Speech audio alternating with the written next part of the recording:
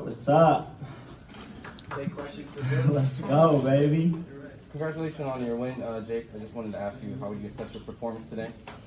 First and foremost, I want to thank Showtime. They're going to be playing back my fight December 18th on their network. December 28th. December 28th. So I keep December 18th is stuck in my head. But man, shout out to everyone at Showtime. Amazing crew, everyone. Down from Steven Espinoza on down. What was the question again? No worries. I was asking, how would you assess your performance today, if you could grade yourself? I mean, I got the knockout, highlight reel knockout. You know, I was setting up that shot because I knew he was going to try and catch the right hand coming straight, so I had to loop it around like a hook. But I was just off. I don't know, man. I was just off a little bit, pulled a muscle again in my arm in the first round there. But had to fight through a lot of tough moments, and Tyron's tough, man. He's a really tough guy. He caught me with the elbow. I'm bleeding in my eye, but still got the job done. Jake, what makes Woodley so tough? Man, mental. It's mental. He just keeps on coming forward, hitting him with good shots, good jabs, good body shots. We're in the clinch, and you could feel that, you know, national champion wrestler in the clinch, boom, pushing you around like a bull. And you know, his punching power is real. He won the UFC championship with that. And so taking those punches, I got a good chin, like I really do. And so I'm eating them, but damn, that's just good. Hey Jake, can you talk a little bit about your composure after you got cut? Because we've seen a lot of seasoned boxers in the past, like when they get cut, a lot of times they panic and their corners panic. It just seemed like your corner didn't panic. It seemed like you have a great cut man, and you didn't panic. Can you talk about that? Yeah, nothing phases me at all. I've been through way harder shit in my life, way harder shit. So a little cut is not gonna stop me from winning or put me off my game plan. I actually sort of like that shit because, you know, I look like a fighter right now. All my other fights, I didn't really look like a fighter. This is some shit I could take a selfie and be like, look at me, I'm a professional boxer. But my team was on top of it in the corner. Stay calm. Bro, at one point the blood was in my eye. I just saw red. I don't even know if that's healthy. But I just saw red, like, but hey, you gotta do it. Jake, as an avid boxing fan, that was easily my favorite knockout of the year, and I think it's time that people deserve to give you credit, because even one of my favorite boxers, Devin Haney, had a fantastic win the other week, but it didn't end in a spectacular fashion like yours. So I say that to say people are still going to have something to say after this. Fight a real boxer. Where's Tommy Fury at? Whatever nonsense they're going to say. Have you done enough to please yourself at this point and say I've done enough to be happy? I've done more than enough. 4 massive fights in 13 months. No one in the history of boxing has done what I've done at this age. Massive pay-per-views, knocked out every single person that I've fought. The only person that's as active as me doing these bigger pay-per-views is Canelo. And he's 50 plus fights in. And like I said, I knocked out everyone that I fought, turned them all into memes. That shit's going viral all over the internet. And I'm ready to fight whoever. It doesn't matter if they're a professional boxer or if they're a 5-time UFC champion. I don't care. I'm really built for this. And no matter what, I'm going to find a way to get the job done. And that's what I showed tonight. And Tommy Fury is lucky that he wasn't in there tonight, because Tyron's way tougher. You know, he has that experience. Tommy probably would have looked a lot worse than that, and that was pretty bad. Jake, can you walk us through the knockout? It seemed like, Tyron's perspective, he was expecting a body shot, and the hand came down and you flipped him, but were you gunning for that, or walk us through that? Yeah, so the whole fight he was catching like this, you know, catching my jab, catching my two, catching it right here with his elbow on my straight two. And so I wasn't landing, and I was coming up with the 6 to the body, and I was doing that all night long. Boom, I hit him with the fake, and then come with the 1, and he went to go catch it, and that's when I knew he was pulling his hands away, and I put all my power into it because I knew I set him up the whole entire fight for that. So that was you already planning on that with the feints and that. Yep, and I knew I normally I load up a lot low key. I need to work on that, but but my coach is like, don't load up. You already have enough power in them. But I just do it anyways because that's how I am. I'm gonna work on that in the next camp. but I knew this punch was gonna land, so I put everything. And, you know, I might be a lumberjack because he went timber. Jake, obviously, you know, you love boxing, you're becoming really good at it, but you also said earlier this week that, you know, you're struggling with like memory loss and speech and stuff like that. So, do you I didn't say that earlier this week. Next question. That's taken out of context. I didn't say anything like that. Jake, if you had to rank your 3 knockouts in the last 13 months, where would you rank this one and the other 2 as well? I would say this is number 1 because of the level of opposition. He's a 5-time UFC champ, and I flatlined him. Ben Askren, not really a striker. Nate Robinson, basketball player. But the fact that I proved I have one-punch power on a legend of this sport, people are going to be scared. That's why Masvidal and Nate Diaz got up out their seats and left, because they didn't want me to jump out the ring and start going at them. But people should be scared. Like, everyone's on high alert. Jake, who are your next 2 targets at that point? Is it Diaz and Masvidal? Everyone's a target. No one's safe. Hide your kids, hide your wife. I'm like Santa Claus. I'm coming down your chimney. I'll fuck everybody up. I'll fuck your whole family up. Yep. Jake, if you were offered both guys, if you had a choice between Diaz or Masvidal. There's no choice there. They're both under contract with the UFC. There's no Well, discussion. no, I understand that, but in the future, like if you could only fight one of them, who would you fight? I'll fight all of them. I don't care. You know, I don't really know what's next on the roadmap. I've done it all. I've accomplished what I wanted to accomplish, and I need to take a break. You know, I've been going at this nonstop for a year and a half, and it's a lot. It's a lot. I'm tired. I'm exhausted. Is the vocabulary word I would use. I need to spend time with my family on Christmas and go on a vacation. I haven't gone on vacation since I was 18 years old. I told myself, not until you feel like you got to a place in life where you deserve a vacation. And I deserve it now. So I'm gonna go on my first real vacation where there's no obligations. Because I've gone on vacations where I have to film it and vlog it and do interviews and then wake up on a certain time and still work out. I'm going on a real vacation. I'm doing backflips into the water. So when would you expect to come back and fight again? Like what's kind of the early time? Whenever I feel like it. Whenever I feel like it.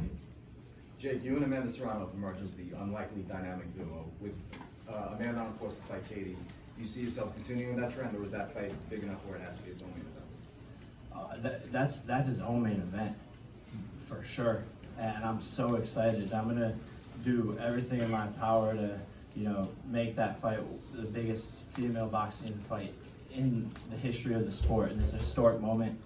And Amanda is a superstar. You know, she almost got her opponent out of there in the first round, and she can punch. She's an exciting fighter, a real superstar, and we're excited to take her to a whole other level with MVP. Bringing that fight for her career, where do you rank that among your own achievements in the sport? Say it again? So you being able to deliver that fight to her, where would you place that among your own achievements in the sport? See, I love to bring everyone up around me and to support my friends, because if they're growing, then I'm growing, and that's what I've noticed. And so it's high on the list. It's so satisfying because she deserves the money and the notoriety more than I do. She's put in thousands and hundreds of hours in the gym, and she deserves the big payday that she's gonna get, and she deserves to, you know, be able to retire from boxing and Not work again. Yeah, not work again, and that unfortunately hasn't been the case for women's boxing. They've been underpaid and taken advantage of, and yeah, it's an amazing accomplishment for me to be able to help her. And she's such an awesome person, like such an awesome person. Hey Jake, can you talk about your experience bringing this card to Tampa, the support? It's like, I mean, we know a bunch of like big time boxers that can't sell out their hometown, but the support you have in Tampa, any chance you bring back this card in Tampa, and what's your experience like in Tampa? Tampa's been amazing, so supportive. Everyone in the arena, you know, since day one, they gave me a jersey, and everyone's been so awesome. The fans showed out. I think I heard a number, 18,600? 685. 18,685 people. That's more than Madison Square Garden, more than Staples Center. So, you know, this is iconic. And my audience is everywhere. That's the difference. Is I don't need to go to Las Vegas to sell out a crowd. My audience is digital, and I could go anywhere in the world and sell out. Jake, you talked about your critics before the fight. What do you have to say to them tonight after knocking out Woodley in the 6th round? Suck my nuts. What else can they say? What more could they want from me? And I don't do this for them. I do this to prove myself right. And I said that in my Instagram post 3 days before the fight. I said I'm not doing this to prove people wrong. I'm doing this to prove myself right. And that remains true. And there's always going to be critics. So if you're a kid watching this, if you're whoever you are out there watching this, and you have a dream and you want to be successful, if you're doing anything outside of the ordinary, people are going to hate on you, and there's going to be critics in every single corner wanting to see you fall. It's a part of life. Don't pay them any attention. And by the way, they're only making you more popular. So I love the critics. Thank you. You guys motivate me, and I shut y'all the fuck up. One more question, please. Jake, 3 years ago, Woodley was the UFC world champion, and you haven't even had a professional bout yet. So you're going up this trajectory fast. Do you have a long-term vision as to where you can see yourself going for a title shot, or are you just taking it fight by fight and seeing how you feel when you wake up in the morning after a fight? It's scary to try and put a cap on where this could go. You know, the potential is unlimited here, and it's really up to me and my team and how hard I want to work. But I'm hungry and motivated, and I love this shit. So, 2 years as a professional, and this has gone astronomical and is making history. So, yeah, I would love to just continue to put on historic events and sell massive pay-per-views and fight higher level opposition as I go. And maybe when the time is right, I'll go for the World Championship belt and whatever belt that is, IBF, WBA, WBO, I don't know. But it'd be funny to just become a world champion and just be like, yeah, I'm a YouTuber. And as soon as I would win the world championship, I would take the belt and I would throw it on the fucking ground and stomp on it.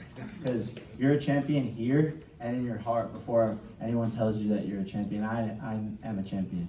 Jake, is your signature going to be give the next fighter Rolexes? Because you kind of called your shot. You said it's time to knock you out, Woodley. Are you going to continue to do that with some of these fighters? I mean, I feel like I have to give them gifts for the trauma I put them through. But yeah, maybe I got more tricks up my sleeves, and I guess I don't know. Do you want a Rolex? I can get you one. I'm gonna get him a Rolex. Will you get his email? All right. What's your name? Peter Blake. Peter Blake. You're gonna look really good with a Rolex on. Sounds good. All right. Well, I'll have Nikisa hit you, and I'm gonna get you the same one I got Tyron. Sounds good. All right. Appreciate it. Overall, the fight. No Rolex watch for you. Overall, the fight. How did you feel compared to the first one in terms of your fluidity? Like overall, did you feel at all like overtraining played a part at all? Nah, I felt a lot more comfortable, and my defense was way better, and in a lot of ways it was similar to the first fight because we were sort of giving each other the same looks, and we both came in with a respect for our power, for each other's power. And so, a lot of times it was sort of like a stalemate because we were just gauging what the other person was going to do. Yeah, but I got elbowed, headbutted, and then when I pulled my arm right away, the same injury as before. So it is what it is. Shit. Jake, you've already made a major impact in the sport at such a young age. You're helping women's boxing. You're getting young stars massive paydays. You're bringing more fans into arenas, giving boxing more attention. Do you see yourself becoming, say, a promoter or something like that down the line, quitting boxing in general as a fighter and just doing the business side? Yeah, for sure. I will always be involved in this sport forever. Whether I'm fighting or whether it's Nikisa and I running Most Valuable Promotions and helping people like Amanda Serrano get more spotlight. I could definitely put on a British accent and become an Eddie Hearn.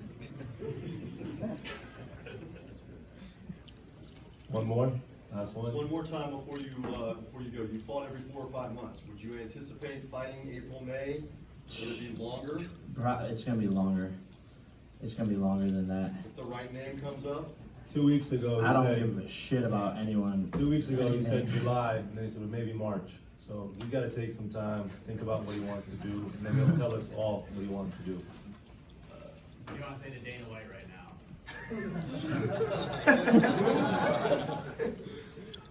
I just knocked out a 5-time UFC champion and embarrassed your whole company. And please let me get Kamaru Usman. Please let me get Diaz. Please let me get Masvidal. Please let me get McGregor. Because I'm gonna embarrass them too. I promise you that, Dana.